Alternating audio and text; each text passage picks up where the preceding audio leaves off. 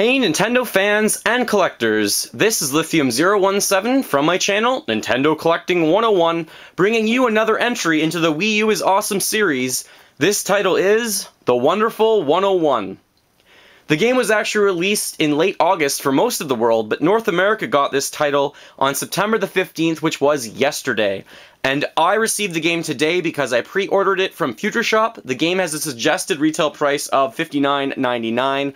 I got it for $40 because of that pre-deal bonus after E3.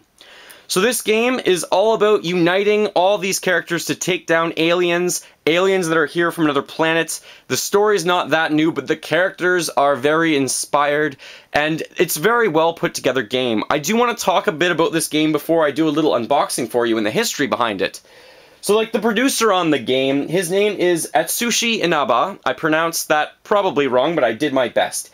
He made some great games for Capcom way back when, including Devil May Cry, Phoenix Wright, I'm sure you've heard of a few of these, Steel Battalion, and then he also went on to work for Clover Studios, which was a division of Capcom. He made Viewtiful Joe. He made Okami, which is one of the best games. If you've never played this one, you owe it to yourself to play Okami. It feels like Zelda, but much more artistic and very, very well done. But he also made other games that were pretty serious, like Madworld, which was very M-rated, definitely M-rated game. He also made Bayonetta, and he's working on Bayonetta 2. So this game comes from a development team that is excellent. Capcom has kind of gone wayward. It's not doing that well anymore. If you've heard of the Mighty No. 9 that the original Mega Man crew is kind of making, Capcom's on its way downhill, and they left the company, and Inaba basically made Platinum Games. And Platinum Games' symbol is this P with a little plus sign. Hopefully you can see that right there. So this game has a lot of personality. You control all these different characters, and you draw little shapes on the gamepad to unite them into a sword or into different objects. Some reviewers, like the IGN article, was actually complaining about the controls, and in a really stressful situation where you need to make an object really quickly, they said you couldn't really draw it accurately enough on the gamepad.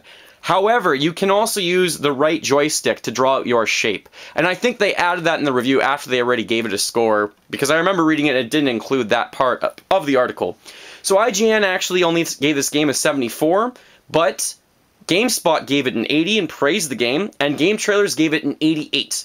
It currently has a score on Metacritic of, I believe it's 79, and on Game Rankings it's the same. So it's very, very close to an A ranking right now. It is one of the better games out on the Wii U, and I think this game is going to be not a sleeper hit. I think it's going to sell pretty well, but I haven't seen all that much advertising for it or marketing for it quite yet. I think this game is going to go under the radar with all the huge releases coming out this Christmas. And such games, I ripped the plastic a little bit, but that's okay. Some of the games coming out this Christmas include Mario 3D Land and Donkey Kong and Wind Waker is being re-released, but don't go past this one and not pick it up. It looks like it's going to be a great game. I will enter that Nintendo code. The game disc looks pretty darn cool. It's got a ton of characters on it. Maybe not 100 or 101 of them, but it does look pretty awesome. And again, it looks like we're not actually getting the manual. You do get an electronic manual all over again. So that's really unfortunate that it doesn't give you a little bit more than that. But it's a pretty good game. I think pretty good would probably be an understatement because it did, after all, get a 79, and it's getting a lot of A's from a lot of places. The personality in the game is great.